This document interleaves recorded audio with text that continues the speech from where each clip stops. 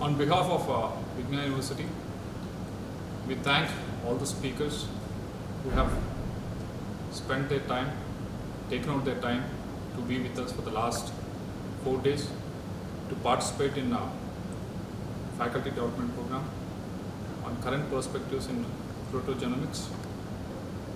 Starting with Professor Mukesh Doble, Dr. Sujan Mamidi, Dr. Divyasri Nageshwaran, Monica Kannam, and Dr. Arun Shastri. For all 5 of you, I know these are the testing times with the corona issue that is being going around across the globe, but you have taken your time away from your family to be with us, to educate our faculty, not only our faculty, but faculty from institutes across the country. I've been told that almost 500 people have come forward with the interest of participating in this, but only 100 has been selected to take part in this faculty development program. And I'm sure most of the participants will take away whatever knowledge they can gain from this workshop. And I hope through this workshop, few of the papers get published by these faculty who have participated in this.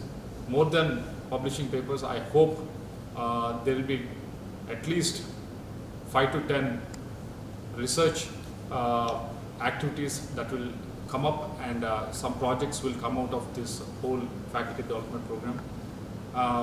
Not only this, I congratulate the people who have organized this whole 5-day faculty development program from our Vignan University Biotechnology Department, starting with Head of the Department, Professor S. Krupanidhi Garu, T.C. Venkateswara Garu, Abraham Pire, and also the K. Rohini Krishna, and all the other faculty members. I'm sure it wouldn't have happened this smoothly when whole world is going through this pandemic.